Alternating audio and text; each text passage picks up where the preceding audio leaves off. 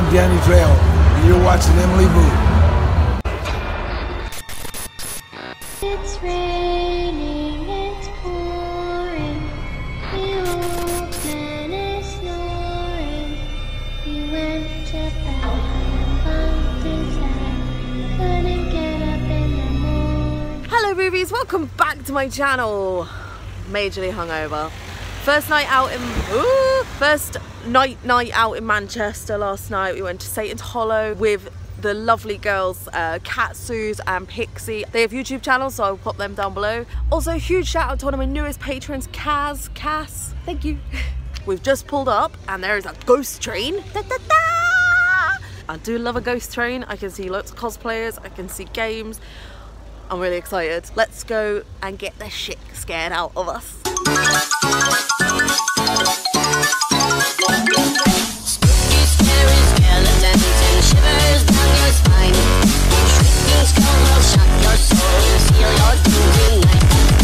So far so good. We just watched Alona 6 who produced Human Centipede on this stage. She did an awesome Q&A. I'm talking about 4th Human Centipede, if there is one. That was really cool. And then we just walked off. We haven't had a proper look around yet, but we just walked off and ended up in front of Danny Trejo. So I think we're gonna queue up and harass him. So far it's really, really cool. I can see lots of awesome cosplay. What do I say?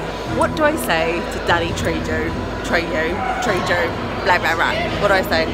Oh, there's a Michael, let's get him. Selfie, Michael. Spooky, scary skeletons speak with such a screech. You'll shake and shudder in surprise when you hear these zombies scream.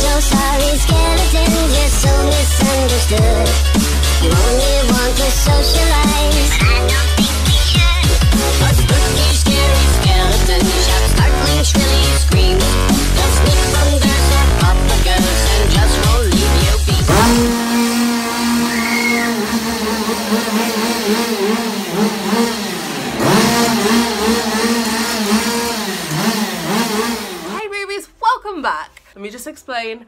I am off to my work's Halloween fancy dress shift after I film this, and we're not allowed to have fake blood, and we're not allowed to be too scary or too over the top, as children will still be in. I work in a pub and they will still be in the pub. We're allowed to do fancy dress and dress up, but we've been told nothing too scary, and because I can't do makeup, this is as creepy as I get.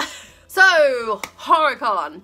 This was our first For the Love of Horror convention. The guys that run it have a load of other ones. They have like For the Love of Sci-Fi, For the Love of...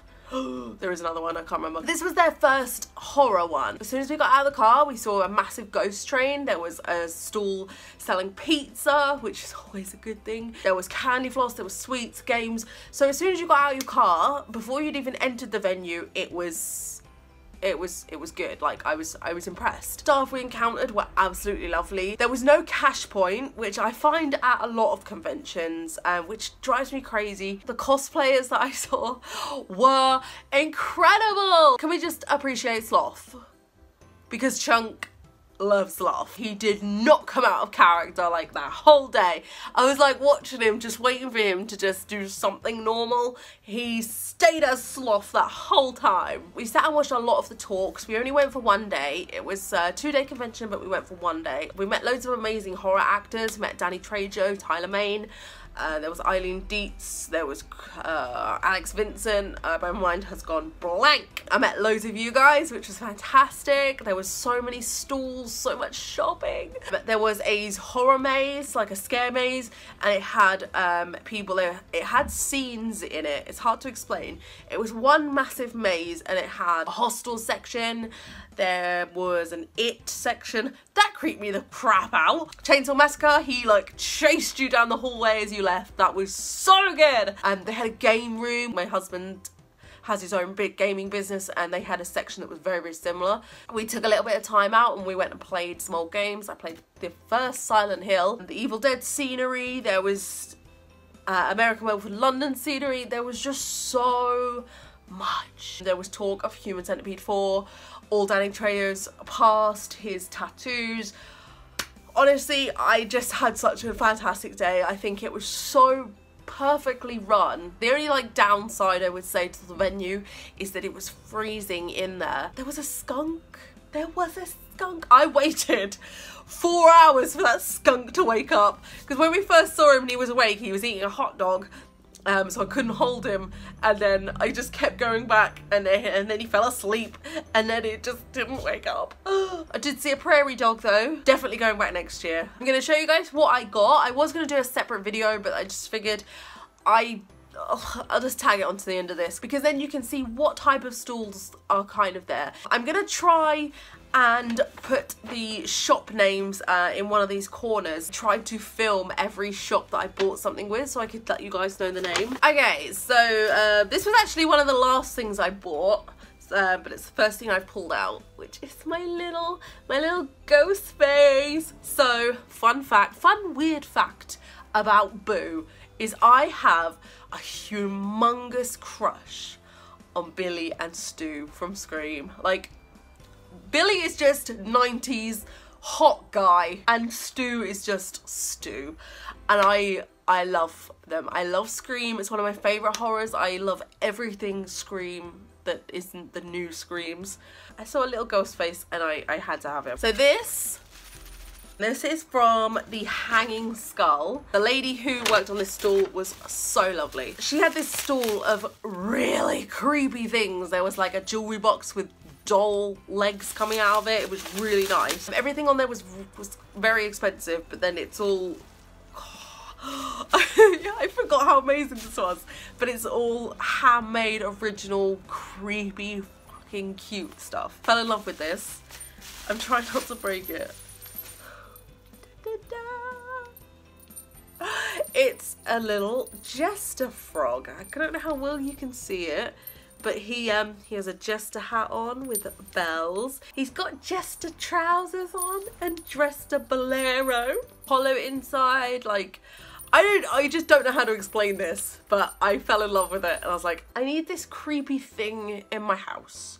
And I absolutely loved it. I'm so glad I got it. I definitely want some more from her shop because she was just so lovely.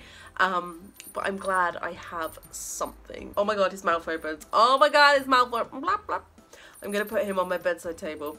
Scare the ferrets when they jump on me in the middle of the night. This was from Cult Locations Inc. They had a massive, massive table full of probably about 100 different frames, and it took me a while to choose which one I wanted, and I eventually went for the Myers residence. I'm in like a Halloween thing at the moment because the new film, which we won't get into that. I was very close to getting the Munsters house. It was between this and Munsters. These are all hand drawn and it's all black and white aside from a little orange pumpkin there. And the back of the frame I can hang it up to. This was £10. I really like the idea of it. It's really it's like a subtle horror piece. I mean, it says Myers Residence Haddonfield, but it's not a picture of Michael Myers or Judith or anything like that. It's something that you would only know if you know the films or you know the franchise, and I just really like that. This was from a stall, something mermaidy, I can't remember. They had a deal like spend £10 and get a free patch. So I got a choker. I love my chokers. So I got a moon choker, and it's on a velvet chokery thing. I don't know what you call that. And then this one is a Jason mask. Again, it's on a black velvet choker cord, and it is just his mask. This one's actually like quite heavy. I really love how subtle that is, but it's not subtle, but you know, I love my chokers. And they had a deal, spend £10 and get a free It patch. I got a free Pennywise that will go on my jacket. So that's pretty cool. Can't resist a freebie. Next, I have my Danny Trejo print. This was the only print we got. We actually ran out of money. Everything was so expensive. So I was like, I can get one print. I'm gonna go Danny, because I've seen Danny in unbelievable amount of films. So it had to be him.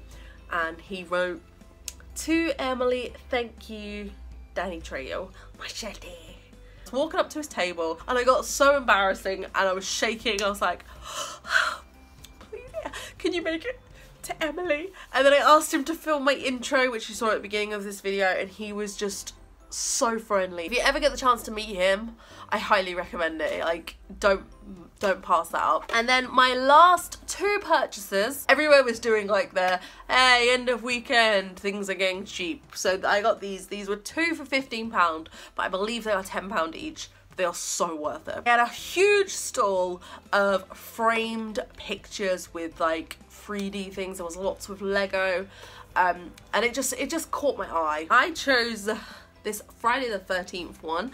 How amazing is this? So it's a Jason Voorhees print.